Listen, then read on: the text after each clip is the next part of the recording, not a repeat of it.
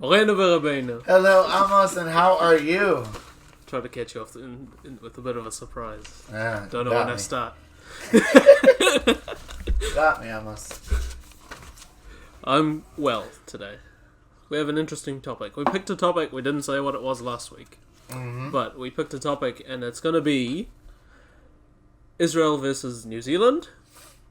Which is the true land of milk and honey? Which is the true land of milk and honey? We're going to try to keep to the theme of milk and honey. We're going to go slightly off the topic of milk and honey, but we're really going to stay on and the continuation of the talk, but we're also going to stay on Israel versus New Zealand, the vibes, the feeling, the land. We're not getting into politics. This is just milk and honey. I think all we're going to do is really just compare the two and contrast them, and That's then right. you can come up with your own conclusion as to which one is the true land of milk and honey. Yeah, I always say the only difference, between Israel and New Zealand is either 2, 3, or 4 planes. So it's pretty accessible today.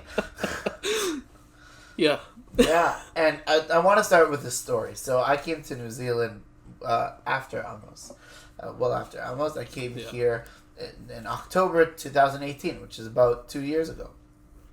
Yes. And when I landed, we went through from Israel to Turkey, to Kuala Lumpur, Malaysia, and then to Auckland. We landed in Auckland. Yeah. And then from Auckland, we had a 3-hour delay, and then we took the hour flight from Auckland to Wellington. We had to take off our suitcases, put it back, schlepping with my wife, with 4 daughters, on a plane, huge international flight, layovers, and I highly do not recommend that experience for fun. It's fun once you get there. Yeah, I mean, thank God we did it. The flights went pretty smoothly, and on a side note, I have to say, it's the only time ever I flew over, Pakistan, Afghanistan, and flying over these countries. I'm like, how can I do this? And right, because I took Turkish Airlines from Turkey to Kuala Lumpur. That's cool. Well, nowadays, I mean, at the time of recording, we can technically go to Dubai. Well, now we can go to Dubai, yeah. Yeah. No, yeah, we can, yeah. As Israelis. Yeah, you can go to Bahrain. It's crazy. You go to Bahrain. Yeah. You know how many Israelis are going to go to Dubai, by the way? Lots. That's going to be another podcast. It's very interesting. Hopefully we'll get Rabbi Yehuda Sarnos, the rabbi of the Jewish community in Dubai. Yeah. I want to get in touch with him. All right, back to New Zealand. So we were famished, and Rabbi Friedler, Rabbi Nati Friedler, is the great rabbi in Auckland. He's been there now close to 6 years. Hard to believe. Wow. Yeah, with his wife Deb Levy and his beautiful kids and his new son that's born. He came to pick us up at the airport. He brought us kosher food from the Grays Avenue Deli. He brought a pair of shoes for Emuna, because Emuna lost her shoes in Malaysia, in Kuala Lumpur, and we were like goners. So your daughters don't just leave clothes just in shul; it's everywhere.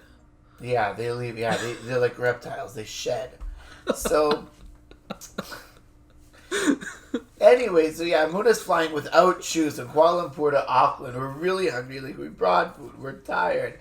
And he picks us up, brings us food. We sit down, we eat. And then he tells me the following line. He says, Rabbi Tal, welcome to New Zealand, the real land of milk and honey. And so that's how he greets me. And I was like, I've never been to New Zealand. Usually, as a rabbi, they bring you out beforehand. Yeah. I've done that in previous jobs, like in Vancouver or Toronto when I got jobs. Yeah. I came, I gave a talk, I got to know the people, I interviewed with the board, I interviewed or my supervisor, I gave a model class, whatever it is. Now, I was prepared to do that, and I told the board I'd do that. They decided just to bring me sight unseen, and they brought us out technically for a 3-month contract. And if it went well, to extend it to a permanent contract. Yeah. Which it became.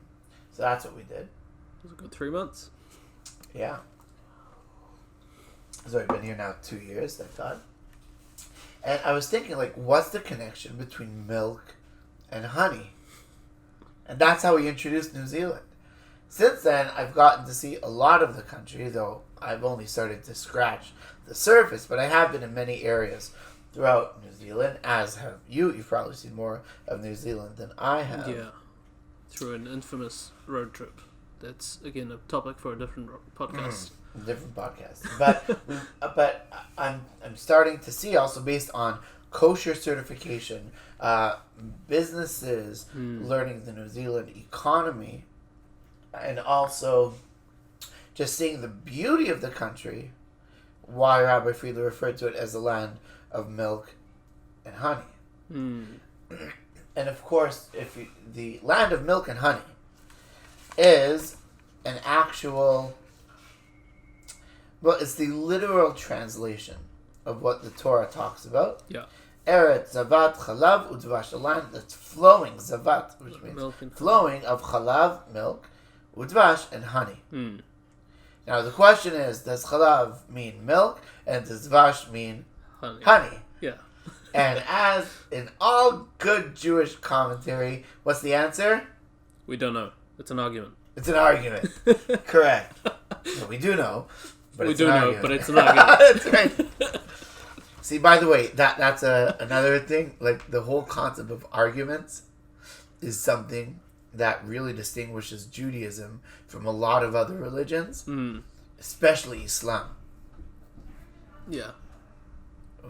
But Islam is like, here are the rules. 1, 2, 3, 4, 5. That's it. There's no, like, I mean, there are, but not a lot of arguments. Judaism has a culture of arguments, and they embrace arguments as part of their culture, and the diversity within it is really, really tremendous. It's not just the argument, it's how the argument is formed as well, because it's a lot of... It's nothing personal in the argument, essentially. It stays on topic, and it's... I guess it's... not personal, like I said. It's very sort of non-partisan in the sense of, this is what I believe, and this is what you believe, and this is why I believe what I believe. Right. And this is why you believe what you believe. That's right. And we can agree to disagree, but, you know... Yeah, and you get into the disagreement, and it's all to verify the truth, not personal. It all gives you more of a perspective. Yes. Which is the good part about it. So we're going to give you the arguments and the different sides of how to explain this term, Eretz Zavat Chalav Udvash. So, Amos, why don't you start with the term that how most people interpret this? So most people interpret this as, quite literally, a land of milk and honey. So a rich land that's filled with fertile for animal growth, that the dairy industry could thrive.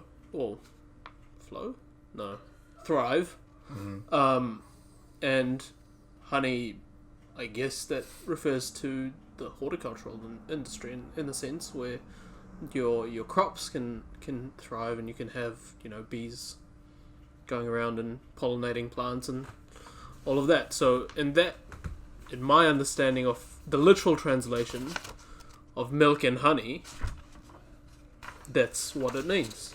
Right. And that is absolutely one of the mainstream commentaries about what Eretz Zavat Chalav Udvash means. And that's how every Jewish kid, when they learn Eretz Zavat Chalav Udvash, that's how they learn it. Yeah. As a Dairy kid, milk, you have sort of like... Yeah, the rivers are running with you're like, wow, there's like and rivers, then like all the trees are like oozing honey or something. Right. There's lots of honey and there's lots of milk. Now, we'll get to the dairy industries in New Zealand and in Israel in a moment. Yes. Because I don't know about honey in Israel, though we'll talk about that as well. Depends what type of honey you're talking about. Yeah. But for sure, when it comes to milk, the dairy industry in Israel is huge in proportion to the industries in Israel. It's a huge industry. It's a multi-billion-dollar industry. Yeah, it's massive. It's massive. So we'll get into that. As it is in New Zealand, we'll get into what white gold is and all these different things. So let's leave that aside, because that's how you grew up. And by the way, like, there's a restaurant And there's restaurants like this all over. But in Toronto, one of my favorite restaurants, kosher restaurants, which, please God, one day we'll have in Wellington, was called as Milk and Honey, right? So they named the restaurant Milk and Honey, right? And it was dairy. Surprise, surprise. Spoiler alert.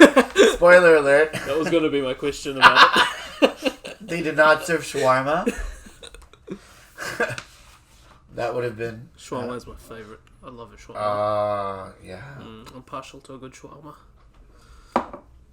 One day. Can't get any of it. Soon in our days.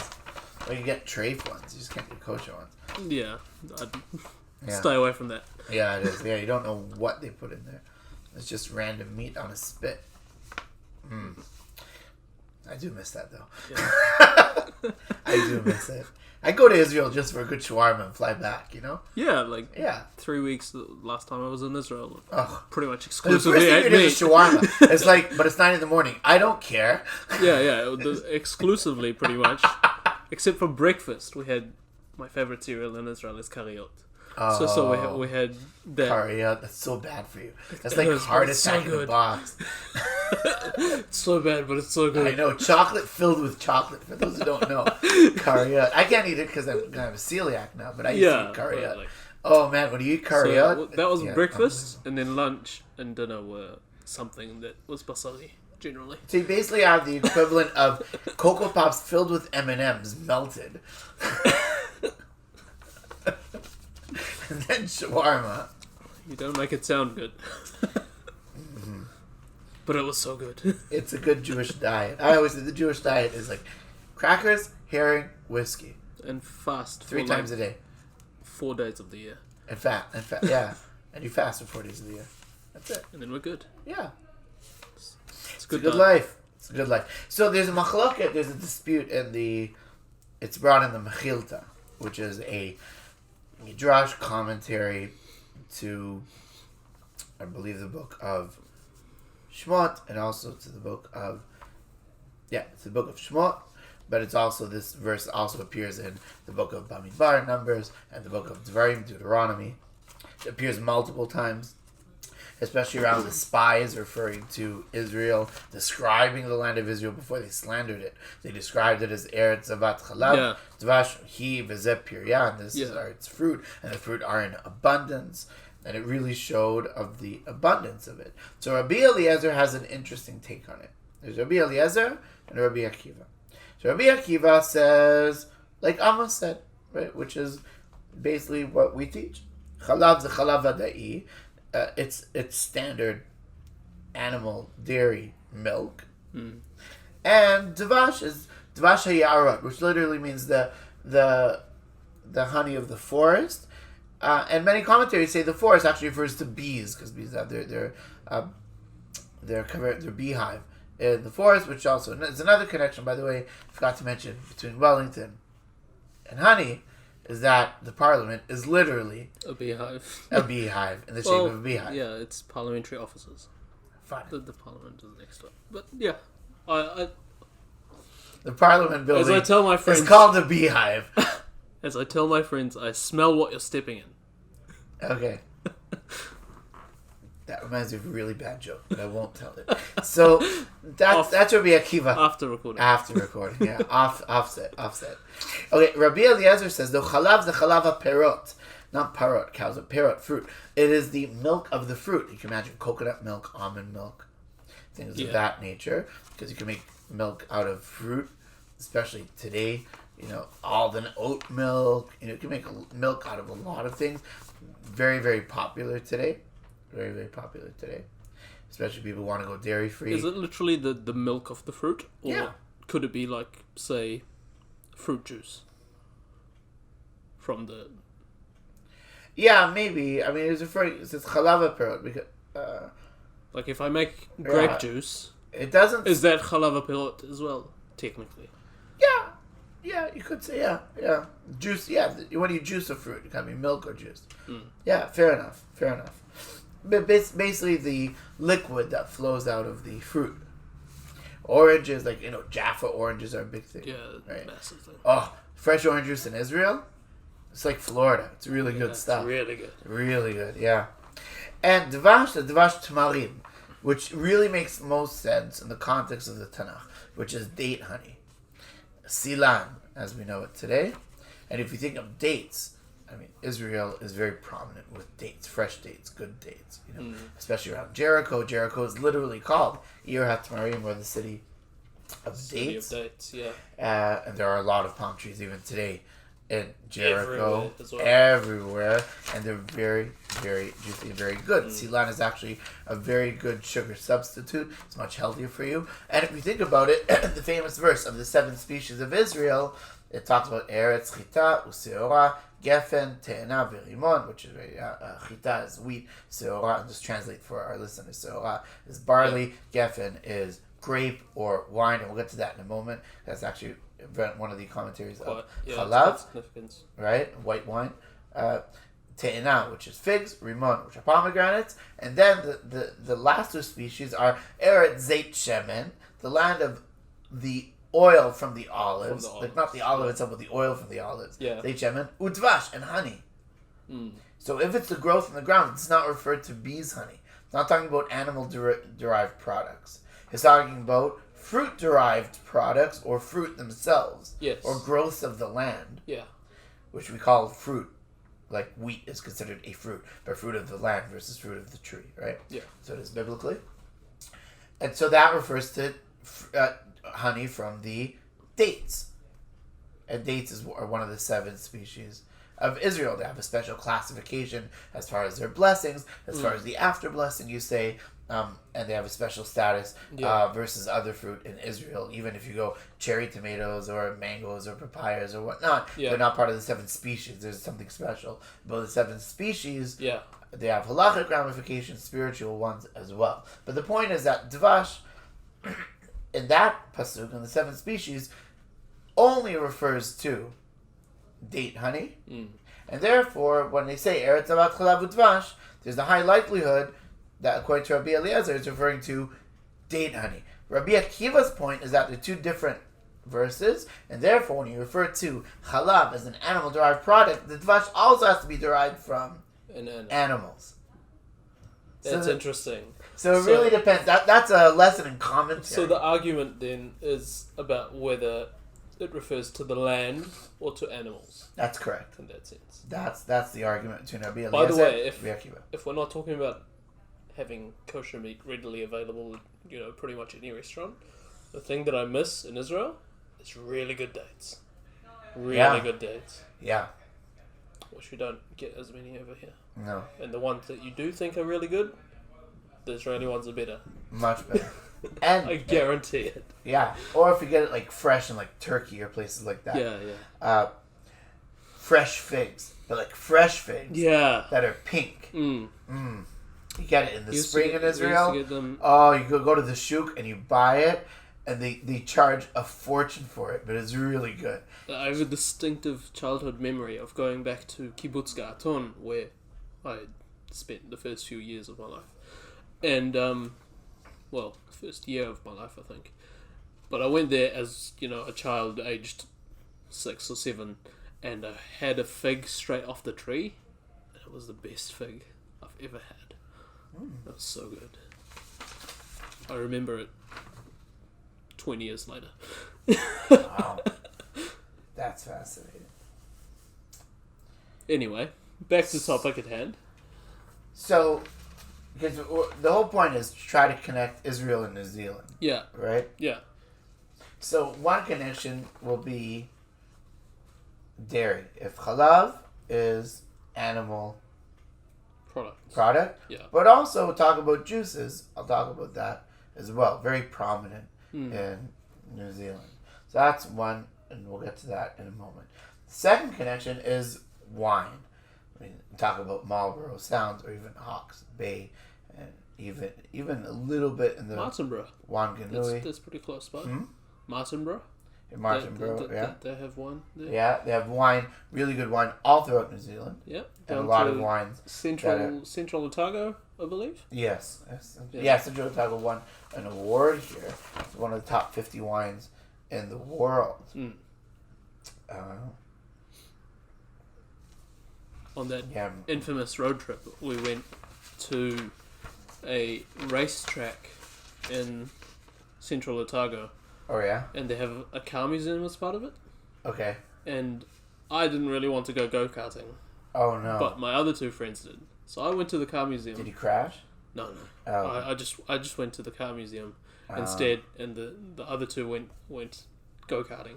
Oh, that's fun. And in the car museum, they have like a small bit that's dedicated to Central Otago wine, and you can go and smell it, and you need to pick up the guess what the smells are that they put into the Oh wine. yes. And at the end, there's like a surprise one that they hide it, and you need to figure out what it is. Right. And it's fresh toast. Fresh toast. Yeah, as in bread. It's interesting because That's just with the smell, I can't pick it up. Wow. Wow. But the rest of them, they tell you. Yeah, there's great wines. Oh, there's great kosher wines. I know, like, the kosher in New Zealand. I know somebody in Toronto deals with kosher wines. He's one of the big machers there, and he really likes Oud Weyers. Like, he says that on a bad day, Oud Weyers is good, and on a good day, and a good batch, Oud Weyers is excellent. And especially the Cabernet Sauvignon and also the Pinot.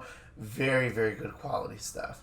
I know the owner, Lindsay and his wife, who own Oud Weyers. They literally, it's just in their backyard. They operate it. Yeah. It's just them. It's kosher. They have Eric Anderson, who's our own member, who lives in Blenheim. Yeah. And he operates it for him. He does all the kosher certification. It's certified by the OU. Also, we have a stake in it. It's Kosher Kiwi. We try to help him market it as much as we can. And yeah, it's really good stuff. Yeah. It's very, very good wine. And we get it here as well. So it's really top quality wine. There's wines here. I'm looking at a wine called Viognier. It's the Waipara Viognier. There's Montana Cold The Duck. Waipara. Waipara. Yeah. Creative Sounds like white para, Waipara. which White para. takes us back to milk and honey. Yeah, definitely. But these are all these wines. These are all. There's a lot of wines in Marlborough Southampton. They're very, very, very good wines, especially this Waipara Sauvignon Blanc. Just north of in the Marlborough region, right? Blenheim. Beautiful, beautiful place. So. And if you go there, there's literally like wineries. It's like going through Napa Valley, just smaller. Way smaller. But very, very similar. Yeah. And the reason we mentioned wine is because according to one of the commentaries, Chalav actually refers to white. Yeah. Right? Chalav is white. And Yeah. that could be one of two things, according to the commentaries. Either white wine, which is very prominent in Judah. If you think about the wines in Israel, I mean, there's a disproportionate amount of really good wines in Israel compared to the population. Yeah. I'm from the Golan. I lived there for 6 years. So think about the Golan wineries. Yeah. There's plenty of wines in the Golan. Lots of awards, silver medal awards, and lots of internationally acclaimed awards because it was taken over by a Jewish guy who worked in Napa Valley. Yeah. In California, and he really made the wines top notch. They're all kosher, of course. I know the rabbi who certifies them.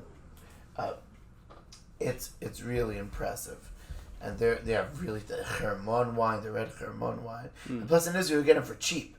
You can get five bottles of good quality wine for like 100 shekels. Yeah. Like 40. New For Zealand anyone dollars. wondering, that's not a lot.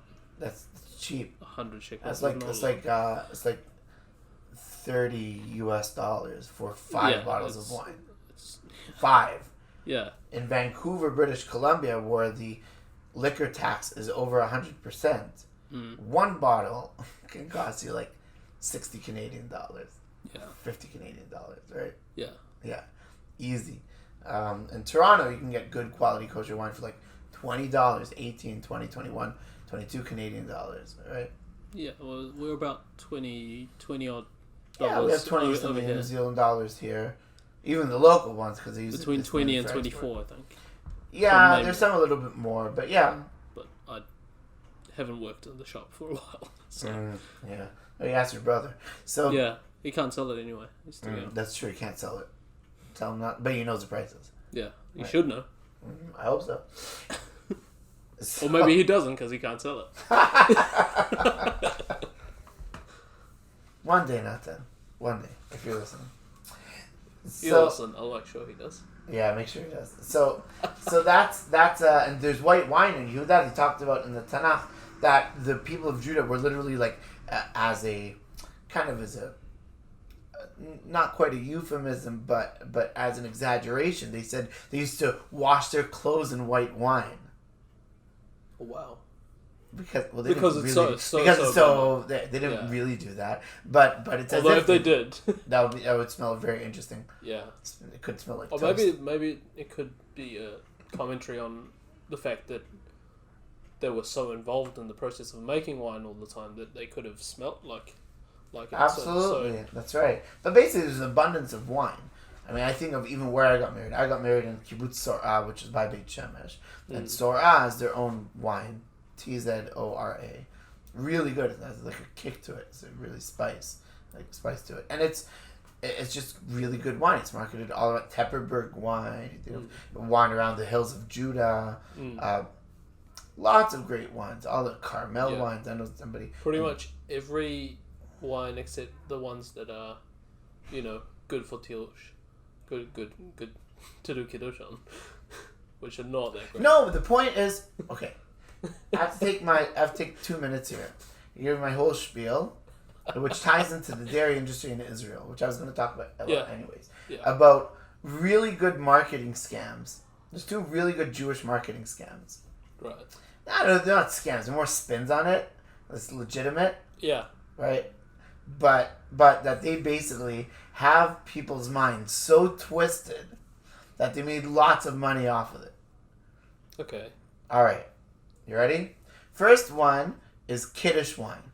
Kiddush wine is the biggest marketing scam, legitimate marketing scam. Yeah. Calling it a scam, meaning because you're just messing with people's minds. You're not stealing from anybody. It's a legitimate thing. There's maybe the greatest marketing pitch ever in Jewish history. It's pure marketing. Yeah. The product is horrible. If you think about it is. It's a horrible product. It's sweet red wine, which probably is great as far as preservatives. It definitely is not fun. It does not get better with age. No. If anything, it gets worse with age. It gets worse. Yes. And it can probably mold or who knows what happens to it. It's like if you have like sweet red wine, and in Israel they call it yain patishim, hammer wine, because if you drink like a whole cup, you feel like somebody's like hitting your head with the hammer. You get a headache. Yain patishim. You get hammered. You get hammered. Or you can get hammered. Yeah, so it's called hammer wine. That's literally its name in Israel. So imagine you host somebody important in your life, whoever that may be, friend, family, prominent person. Yeah. And you're like, okay, we're having a meal. You have a beautiful meal. You lay out everything elegantly. You're like, okay, I want to bring some wine for the table, and you bring out Kiddush wine. I mean, they'd probably get up and walk out. Yeah, that's not going to end well. Like, I already taken my medicine, I don't need medicine. No, it's not medicine, it's wine. It's like, no, not real wine. It's like, it's a cross between children's toothpaste and grape juice, except it's alcoholic. Yeah. It's like... Right? It's the equivalent of, and this is a weird analogy that just popped into my head, but say you're cooking and you need to add mint to something, but you can't find any mint, so you just take a tube of toothpaste and you put that in your food instead. It's a bit extreme, but it's that's what pops into my head. Yeah, anyways, but they framed it Kiddush wine, so everyone thinks, oh, I have to make Kiddush over this wine. So guess what? They sell so much of it because they branded it as Kiddush wine. Yeah. It's unbelievable branding. But really, if you look at the halacha says, because I want to get back to milk and honey. So what does that have to do with milk and honey? It has to do with white wine is actually considered a higher form of wine than red wine. Now, it depends on the type of red wine, depends on the type of grapes, but usually, classically, the way they made white wine is taking off the peel of the grape. Right. Right? So it's more refined. So therefore, it's supposed to be a higher quality. Right.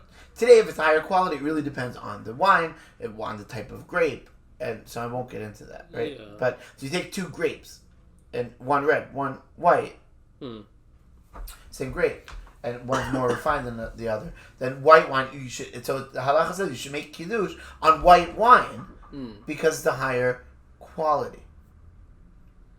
So the point is that there's the high quality wine in Israel called white, and it's especially prominent in the land of Yehuda, of Judah. So that's the point of white. That's another commentary to what chalav is, which is not fruit juice or fruit or milk derived from fruit like almonds, coconuts, or whatnot, and it's also not dairy from animals, milk, cows, sheep, goats, etc. The other perush is that chalav actually refers to the landscape of white, which are sheep grazing on the land.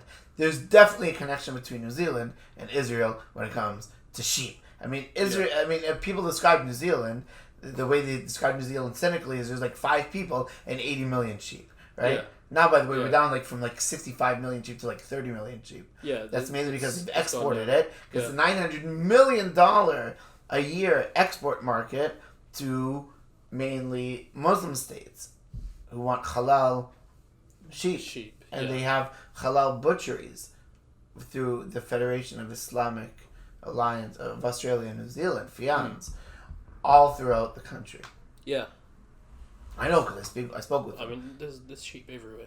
That's... Right, no, but there's fewer sheep now. There's fewer sheep now. They literally cut the sheep population in half because of the consumption of local and especially the export market. But it brings in $900 million a year to the country of New Zealand. I believe, and don't quote me on this, but I know this because of my friend who maybe is listening, maybe he's not, but Josh, this is for you. I believe wool prices have also gone down over the years in New Zealand, so there's not as much money in sheep as there used to be. Yeah, I mean, merino wool was a huge selling point as well. Mm-hmm. I mean, my favorite sign driving up and down New Zealand is cows and sheep working here. What is that? Yeah, if you travel on road number 1. Yeah. Yeah. If you travel you travel past Foxton and you keep going past there. I've done that a number of times with my family. Then you'll see the signs. Have you ever been stuck in traffic? Well, no, traffic. No. Where there's sheep crossing? No, I haven't. No. That's fun. No, I've seen it. Yeah. You smell them. Yeah.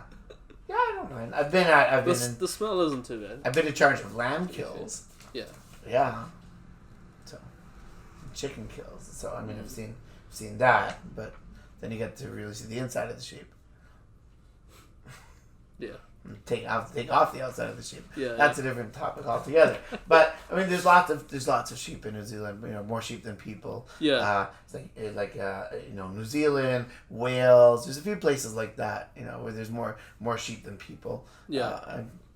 And so definitely that's one of New Zealand's selling points, especially in the South Island. A lot of people work in the whether it be the meat industry at abattoirs or raising sheep, or for its wool, or for its meat, or both, possibly for its milk as well, and literally get everything out of the sheep that they can. And it's a really, really big industry. A bigger industry is the dairy industry in New Zealand. Yes. And this is where we're getting to why Rabbi Friedler called it land of milk and honey. Because I think he was referring to there's an abundance of things. It's a beautiful land, and Israel's a beautiful land. There are different types of beauty. We'll get into that in a moment. There's also parallels between them geographically and culturally, and as far as the areas of the country. But it's a beautiful, it's held and the scenery. I mean, that's why all these films are filmed here. I mean, it's an unbelievable place. Yeah. It's an unbelievable place. I love it. It's so good. So, I want to read some of the statistics here, and it's very much parallel to Israel, except Israel's dairy is much more for domestic use than export. Yeah. And New Zealand's dairy industry is primarily for export and also for domestic use. But there's a dairy that I certify as well, Open Country Dairy. We certify as Kosher Kiwi. I mean, there's Fonterra. It's a much bigger operation. That's supervised by Kashrut Authority in Australia. They make cheese and they export it. We get some of it here as well. Yeah. The main cheese that Leon sells. So those are kosher cheese from Fonterra. That's where it's from. That's interesting. But it's primarily for export. Hopefully, we'll do that with our kosher clients soon in our days, but I can't give details about that. But the dairy, I think this is statistics as of 2019 or 2018, but it's very, very recent, that the dairy contributes 7.8 billion New Zealand dollars, which in shekels, that's like times 2.2, so it's over 17 billion shekels, right? To New Zealand's gross domestic product, the GDP, is 3.5% of New Zealand's GDP, right? Which is all the industries in New Zealand.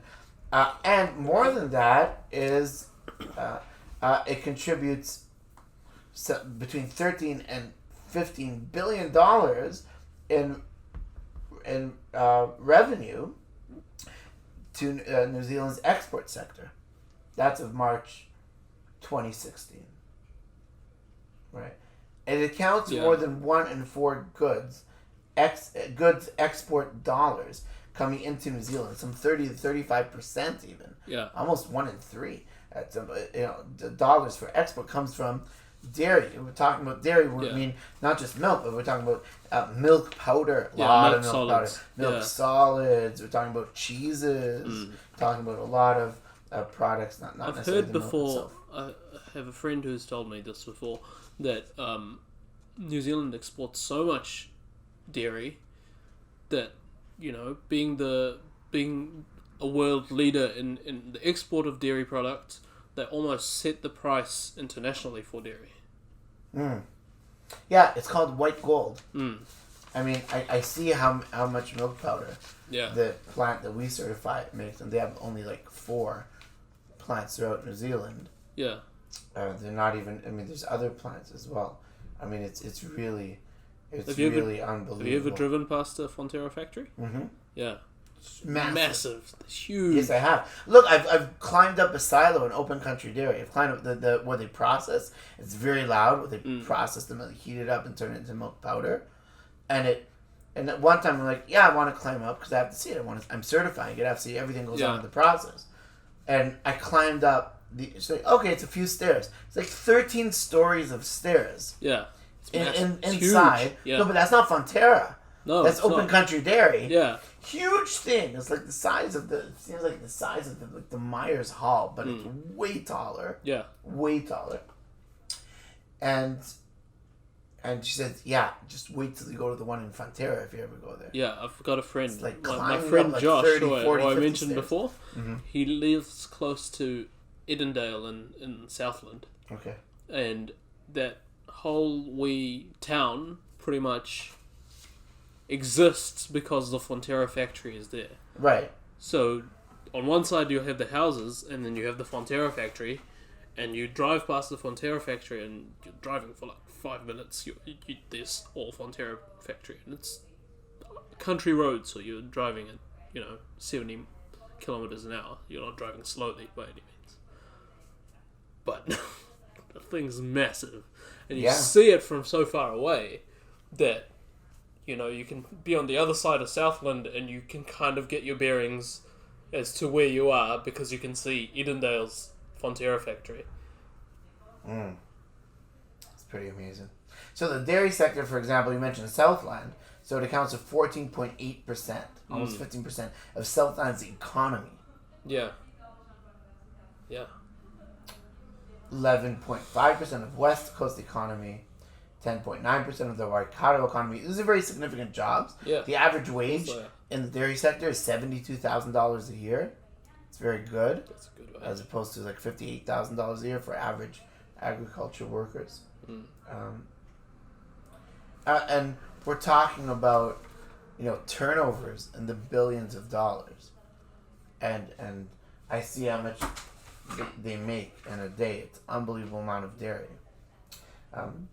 Unbelievable amount of cheese. In Israel, they also have a large dairy sector. They do. To the fact that Tnuva actually went into the Romanian market. It failed. That's the difference. Right? That's what I talked about, arrogance. They went into the Romanian market because they were so big. Yeah.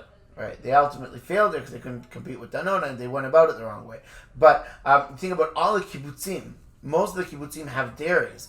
They milk the cows, right? And all these kibbutzim and yeshuvim, there's entire towns in Israel that are the main staple, one of the main staples of the economy of their kibbutz or of their of the town, even if it's in the private sector, are dairies, and they give the milk to all these Israeli companies, whether it be Tnuva, which is the biggest one, or Strauss, or Tara, and we're talking about this also in the billions of dollars, the yogurts they make, the laban, the actual milk.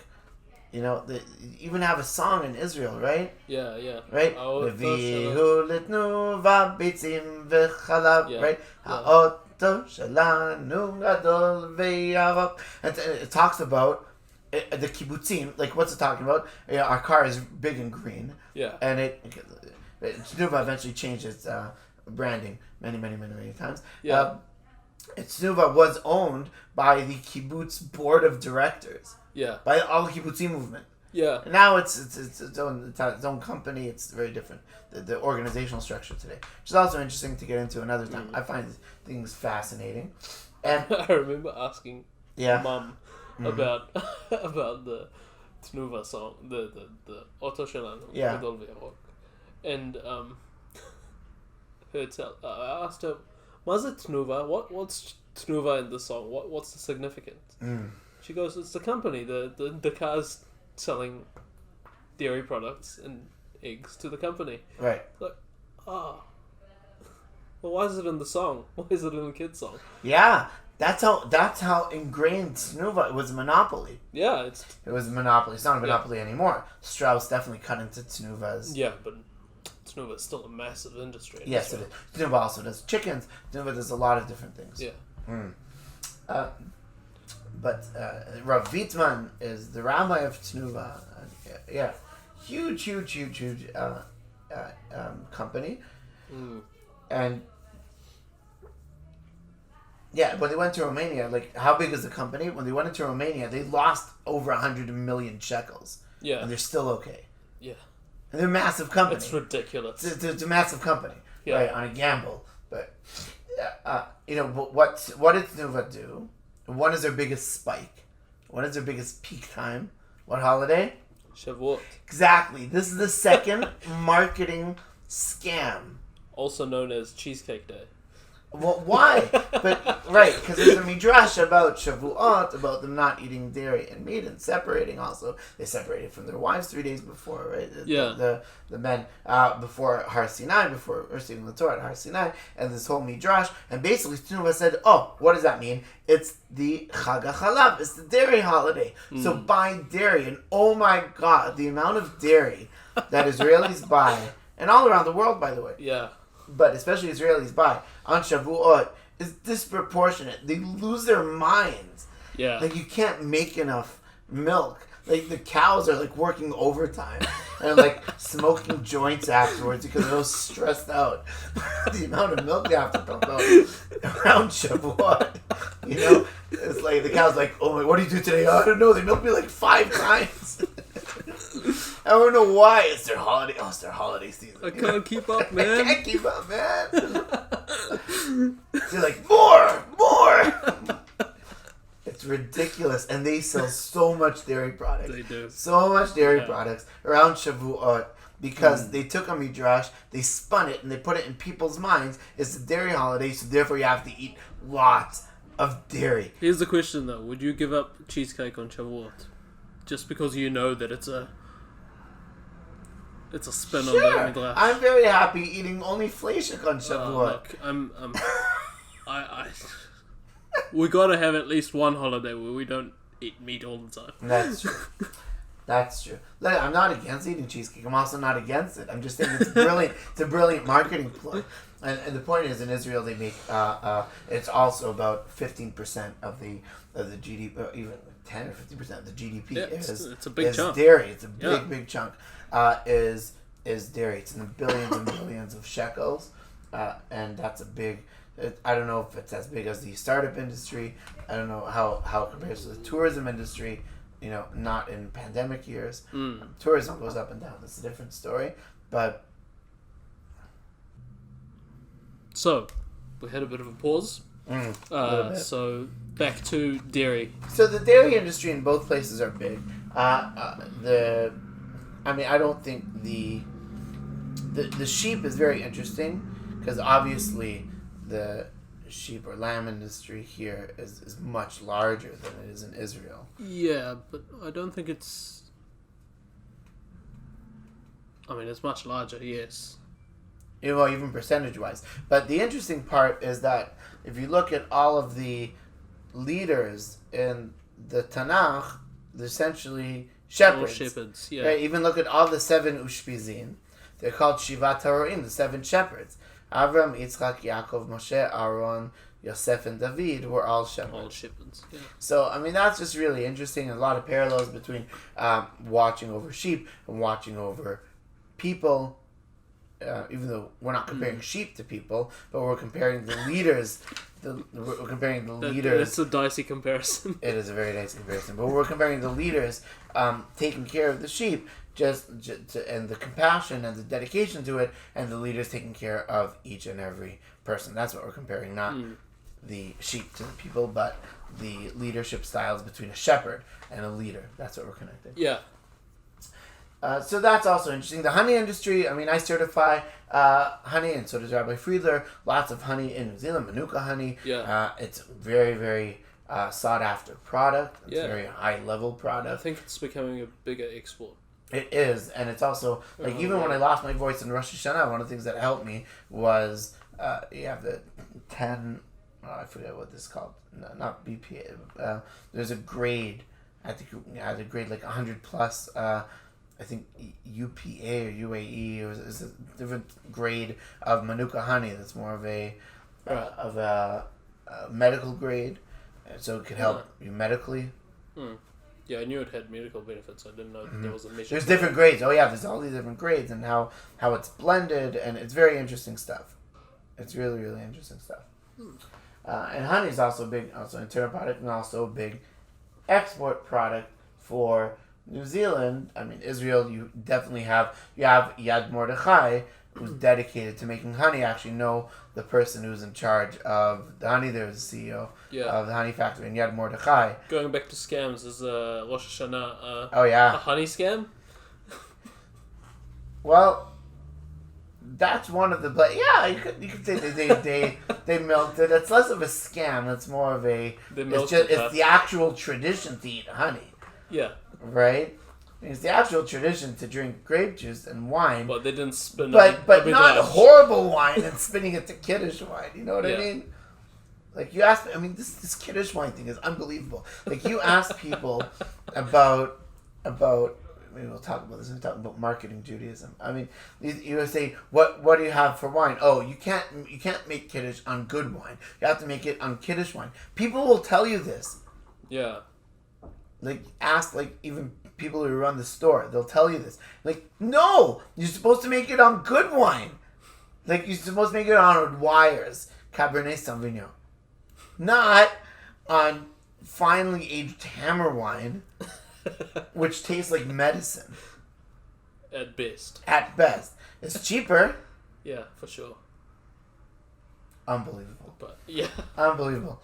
It just gets in people's minds. Oh, it's cheaper until you can hike up the price because the demand is so high. God bless. So another connection is a little bit of history here.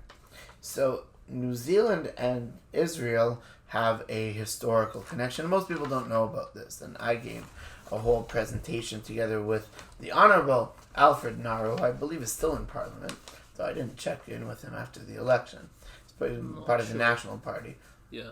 I'm not sure. He had a pretty high seat. I think so. Yeah, I think he has a high seat, so I think he's okay. So he must be good. I have to ask him. And he's a really good friend of the Jewish community. He's a great guy in general. Yeah. He also has a Jewish grandmother, which is interesting. Alfred Naro is a member of Parliament from the National Party here. And I'm not getting political, but I will say that he did do a tour of Israel. It's just a fact. It's not a political affiliation. But he did a tour of Israel with all of the stakeholders in the Israel-New Zealand connection from the First World War, from 1917. The end of the First World War. The beginning of the British Mandate, fighting off the Ottomans, and essentially making all these towns around Ein Kara and Rishon LeZion and Nes Ziona. So that area of Israel was actually fought not by the British, not by the Australians, but by New Zealand. There's a famous battle of Beersheba where all the Commonwealth soldiers fought, but then they all split in different ways. And the British, Australian, and New Zealand soldiers went into different directions. New Zealand ended up freeing these areas, liberating these areas, and I'm holding a sign here which we looked at before. I'm just going to read it, because today's the 2nd of November. And in 1917, when this sign came out, it was Shabbat.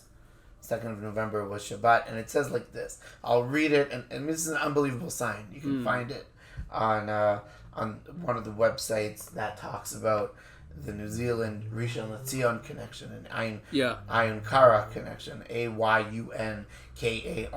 You can look it up. Yom Matana Deklaratzia, the day of the giving of the declaration. Deklaratzia, another great Hebrew word.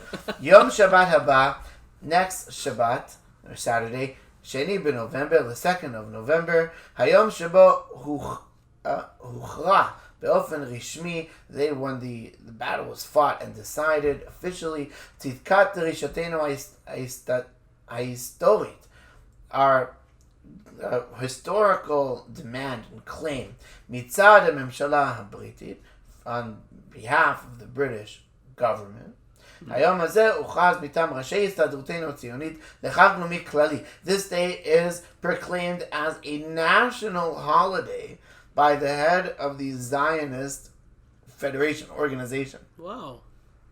The heads of the Zionist organization. That's what it says.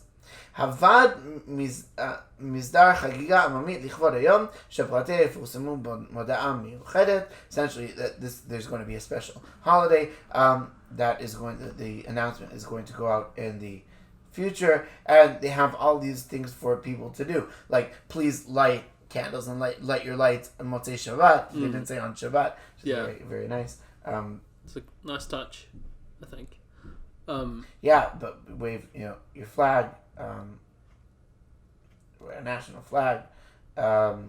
Anyways, very, very, very interesting. And this is signed by Vad HaMoshavat Rishon LeZion, the board, the Vad of the town, then now is a city of Rishon LeZion. So Rishon LeZion essentially claimed it as a day.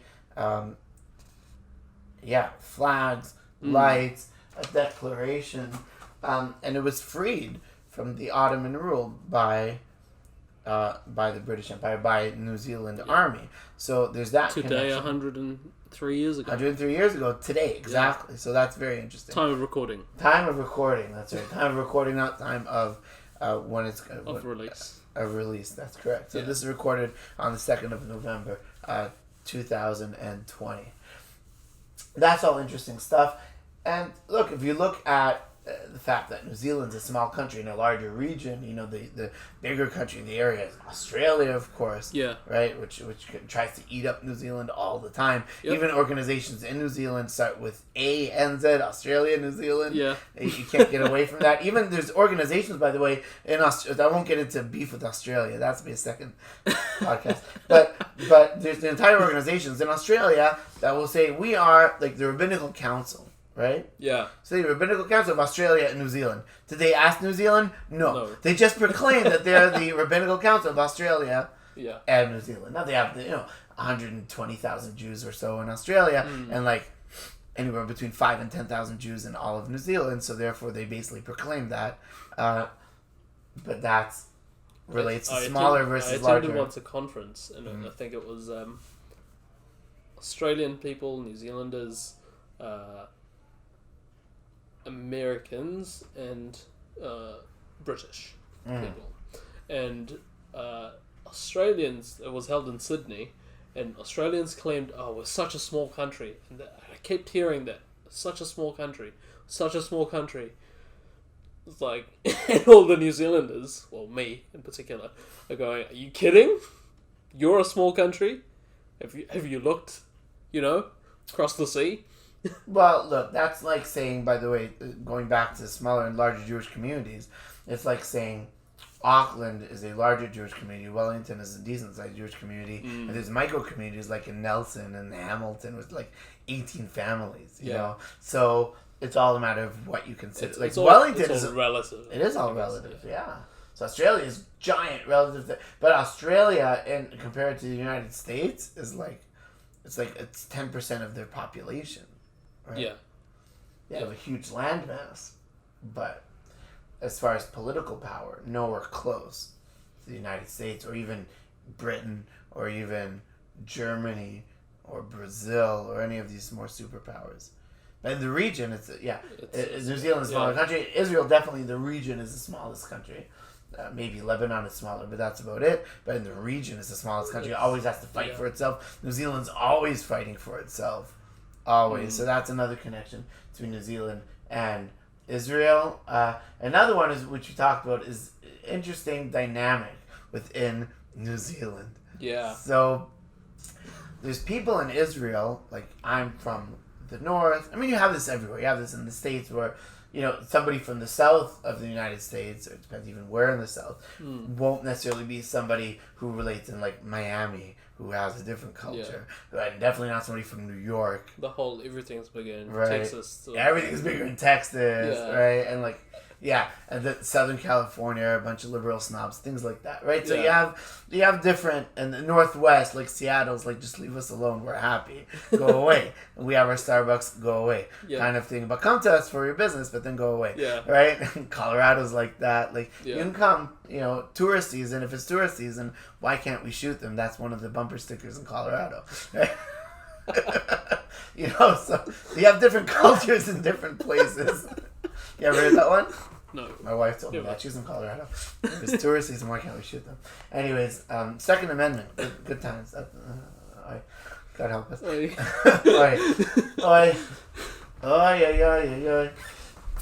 New Zealand, though, you have like people from, Hamilton area. You have people from the South Island. You have people from Christchurch. You have people from the Wairarapa. You have a lot of different cultures in a lot of different pockets around the country. But the very interesting one is the friction and tension, an ongoing tension between Auckland and Wellington. So soon I'll tell you what I think about it, because we're in Wellington here. We're the capital city. Here's a different take on it. Yeah. It's Auckland and the rest of the country. Absolutely. That's exactly what I was getting there. And by the way, everyone is very happy to get on the bandwagon against Auckland. Yeah. Like if you go to Hamilton, which Hamilton, by the way, is like, for those who don't know the geography, like an hour and a half south of Auckland. Now it's going to be, by the way, really closer because they're building that new highway.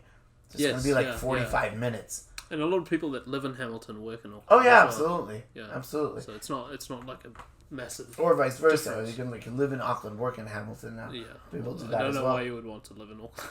Exactly. Me neither. But the point is that Auckland has about roughly a third, or at least 30% of the population of the entire country. Yeah. Yeah. It's one of the largest cities in the world area-wise. It was best described to me by, I won't say who his name is, but one of our kosher clients is in Auckland. He was originally from Ireland. He's a very Catholic guy. Very interesting guy. Lives in Auckland, runs a nice, he's part of a business there, large business there in Auckland. And he said, Auckland, like New Zealand's beautiful, New Zealand's cultural, and Auckland just looks like another city. It's basically, it's a good way to that's describe basically, it's like, there's nothing special about Look, it. that's all you need to say about Auckland. Yeah, it's just a big City. It's a big city. And a beautiful country. But if you want to go to, like, your well-known international businesses, I think they have a Toys R Us, and they have a IKEA there, and things. They're getting IKEA there. Yeah. God help us, by the way. Yeah. That's my version of hell. Scandinavian hell. It's IKEA. I think you also mentioned that in the I did. previous episode. Ugh, Yeah. I'll always mention that.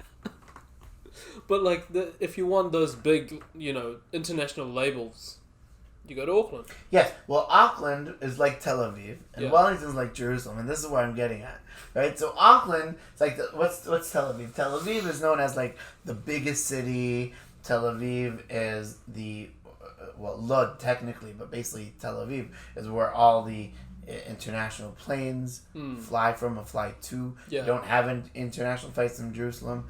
Don't really have flights from Jerusalem so much, but that's because the country is much smaller than Wellington. Here you do have some international flights, but they're very, very far and few and far between, versus most of the international flights go out of and into Auckland. Yeah. Mm-hmm. Yeah. And then from Auckland you go to the rest of the country. Tel Aviv has a larger population. Like at any given day, close to 2 million Israelis pour into Tel Aviv and the surrounding areas of Tel Aviv to work. Yeah. I mean, that is almost a quarter of the entire population of the country. Yeah, it is.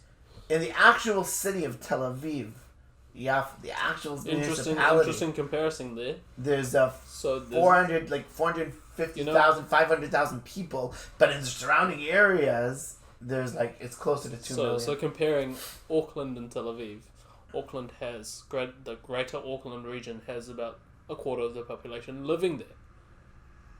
Right. Just living in Right. Auckland is about a quarter of the population, Right.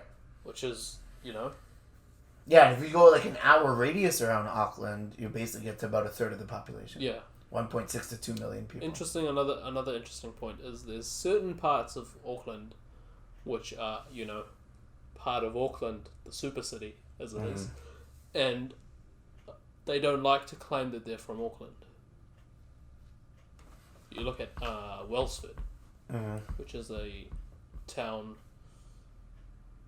who I have a friend who not lives there but used to live there, and it's like a farming community, big in the dairy industry. Sure, I know somebody who But, lives. Yeah. Call them Aucklanders, Oh my God, they'll be offended. they'll disown you. Yeah. By the way, go to Hamilton, and we'll to our coach and the Waharoa and that area, right? Yeah. Naruwahia, those areas. You go there. Again, it's like an hour and a half from Auckland. So it's much closer to Auckland. But but I tell them, yeah, I'm from Wellington. Ugh, I can't stand going to Auckland. They're like, yeah, us either. We can't stand going there. Yeah, it's like the big bad city. It's like everything happens there. All the great events happen there. All the great international events happen there. Everyone in I'll tell you, there was one person, I won't say who this is because they'll get really angry at me if I say who this is. There was one person I was driving, and they're from Auckland, and I was driving here. Yeah. We were going somewhere. We were going to Foxton. So I was driving them. It was on a Monday morning. And, when you drive from my house to the highway, coming down to, from the motorway, right? Yeah. To eventually, Vivian Street and whatnot, there's traffic. Yeah. So what did the Aucklander tell me? The Aucklander told me, there's traffic here? I mean, and I told this guy, you gotta be kidding me. We're the capital city. We're a city. Yeah, we're a city, by the way. Unbelievable. Unbelievable. Like, Tel Aviv, like Jerusalem, like, they detest going to Jerusalem. I don't think Aucklanders hate going to Wellington, but they like can't stand the weather and it's too cold. And they get all nitpicky about it, right? Yeah. Like kind of passive aggressive about it. And Wellingtonians can't stand going to Auckland. It's like people in Jerusalem. There's even a poem about the tension between Tel Aviv and Jerusalem. It's like 45 minutes on the highway, which is not true. It's like an hour and a half because of traffic. Now there's the train though that goes between Tel Aviv and Jerusalem. 25 minutes on the train. Yeah, it's really close. Yeah, super quick, super fast. It's unbelievable. It's a really great train, by the way. Great. Thank God for the Rakevet Israel. They're like saving the country. But and a lot of people live in Jerusalem, work in Tel Aviv, or vice versa. Usually it's that way because you usually work in Tel Aviv because all the high techs and everything and all the money is in Tel Aviv. Like people in Auckland have more money on average by a lot than people in Wellington. I mean, even look at the Auckland Hebrew. The price of living is just a lot more. Price of living is a lot more, but your opportunity for international trade and everything is also much higher. Yeah. And the wages, what you can charge, is much greater in Auckland than it is in Wellington. Yeah. Look at the AHC, the Auckland Hebrew Congregation. Maybe with Beth Shalom, maybe not. Purchased a property of $24 million for their new unbelievable campus they're going to build, which is a great idea, by the way. Creating a sustainable Jewish infrastructure for themselves, setting themselves up. Yeah. But like that would not happen in Wellington. It would not happen in Christchurch. No. That type of money. I mean, we have a very expensive property here, but it's nowhere close to that. Yeah. There's more money there, and there's more money to be made in Tel Aviv than in Jerusalem. But Jerusalem is known as much more of a modest and religious city, and Wellington, as opposed to Auckland, just the Jewish communities, is known as a much more religious community. Interesting. By per capita. Give you two comparisons.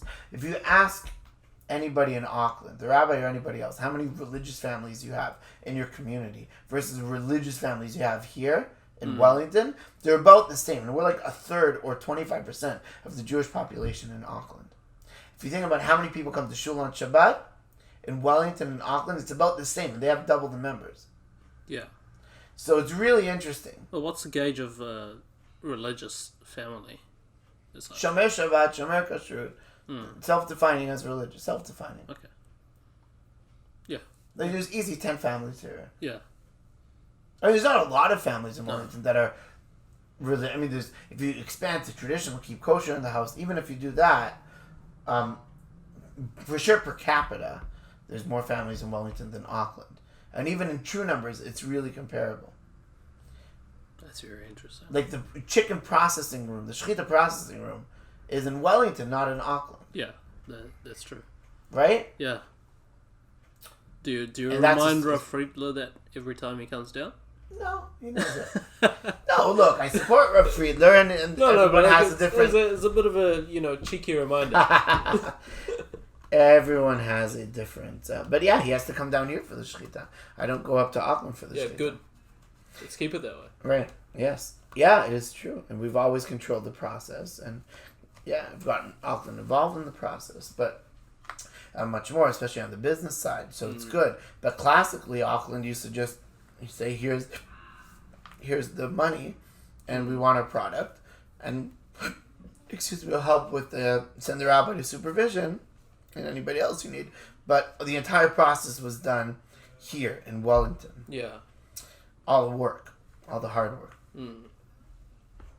So I mean, that's just a very interesting comparison between Jerusalem and Tel Aviv, Wellington and Auckland. And I've always lived around Jerusalem. Yeah. And I did live in Ra'anana growing up as a kid, but I like living in Jerusalem much more than Ra'anana and the Tel Aviv area. What's Jerusalem's colors as such? Oh, Beitar Yerushalayim is nice. Black and gold. Black and gold. Yeah, same as Wellington. Yeah, except the basketball team is red, but... Yeah. But black and gold is the basketball football. team here wears blue. The Wellington Saints. Blue is the color of Toronto. Yeah. I'm from Toronto. Except the Raptors. They don't wear. The Raptors are red and black. And previously purple. Yeah. That's a side point. That is a side point. Pittsburgh, by the way, is all black and yellow. All the sports teams are black and yellow. Yeah, but Pittsburgh. it's an interesting comparison of not. How is it that you have a capital city in Israel Yeah. that's black and Black yellow, and yellow. you have a capital city in New Zealand black and yellow. And the roads here, by the way, in Wellington is hilly and very narrow, and it really reminds me of driving in Jerusalem. So it was the other side of the road. But aside from that, Yeah. yeah, the drivers here are lo mashu. Not that big, just like in Israel. Yeah, but you can make an argument for that anywhere in the world, really. No. In Canada, the drivers are much better than New Zealand. New Zealand drivers. I haven't seen. New Zealand Canadian drivers are ones. known to be notoriously bad. The reputation. Yeah. The reputation of drivers in Israel is notoriously bad. Mm. Backed up by, unfortunately, a lot of facts. Yeah. Like the amount of people that were killed in all the wars are the same amount of people that were killed in road accidents Yeah. in Israel. It's a very sad That's statistic. not good. No, it's not. It's a real thing. So it's very interesting thinking of the land of milk and honey, and why Rabbi Friedler told me when I just landed in New Zealand for the first time ever that welcome to the land of milk and honey. We've really gone through some comparisons between Israel and New Zealand, the cultures, the industries, the size, even the economic impact of those industries on the country itself. Yeah. The scope of the land, small country in a bigger region, all these things. There's really a strong connection between New Zealand and Israel. And I guess the last part is why, I'll let you end with this, like why Israelis come and tour New Zealand and why New Zealanders go to tour in Israel. Well, a lot of Israelis you see, around the national parks in New Zealand, around even you see like retirees in Wanaka, say, in like the places that are super scenic and nature's the main proponent or the main attraction in New Zealand, whereas in Israel the main attraction is the spirituality. And me, as someone who's lived in New Zealand for the past 15 years, I know a lot of especially Christians that have gone to Israel to visit Israel because of religious reasons. And so for them, for New Zealanders going to Israel, it's the opposite, where if you look at opposing forces as such, and nature is opposing to spirituality, especially in Judaism, I guess, a lot of Christians go to Israel from New Zealand to sort of reconnect to that spiritual nature of, that's a bad word to use, the spiritual connection of Israel to the world, and vice versa. A lot of Israelis will come to New Zealand to connect to nature, and go on trails and walk up hills and whatnot. But that's really cool. Yeah, and a lot of New Zealanders go to Israel for that Judeo-Christian connection. Yeah. I think that's a better way to say it. Spiritual nature is an oxymoron. No, that's a it. different subject. Yeah. It's not. It's a good, but yeah, the New Zealanders go to Israel to increase their spirituality, and Israelis come to New Zealand to increase their connection to the physical world. Arguably decrease their spirituality. Well, we're not talking about Israelis that move here. That's No. We're talking about them coming to tour here, but to get a break, to have more of an easier time to take. And Israelis come here. It's a huge thing. They have all these groups, all these Facebook groups and whatnot. The Israelis, like they'll buy a car. They'll live out of these vehicles, especially just the couples that come. Sometimes they'll live out of these vehicles, buy it outright, and then sell it to the next Israeli coming down. For like thousands of dollars, and they just come ready for that trip. They spent here an average of 30 days in New Zealand. Some stay for 3 months. Yeah. Some stay for longer. And we see them a lot in Wellington, going from one island to the next, hosting them a lot for Shabbat. They have to if they're coming by car. Yes. Otherwise, they have to fly. Correct. Which means that they need Or to even go if to they're not going by Auckland, car. which, we've said our views on that they have to go to Auckland. Yes, that's right. That's right. So it's all interesting stuff, and we do hope that as COVID ends up kind of going away and dissipating, and life goes back to normal, and international flights start coming back in to New Zealand on a more regular basis. So we're hoping for those days as well. Yeah. This has been a very interesting topic. Land of Milk and Honey. I don't think you'll hear anybody else talking about this specific topic. So tell everybody almost how they can help spread the word of our podcast to the greater world. So please, can you share this podcast with all your friends, with whether they agree or disagree, because we love to argue, as we said in the start. We love arguments. So comment, like, subscribe. We're trying to expand the podcast so that it's available in more platforms, but it's only possible if you guys support us and like and comment and share and really get involved in the really get engaged with the content, and that will be really good if you can. And please argue with us in the comments, because we'd like that. Let us know what you think.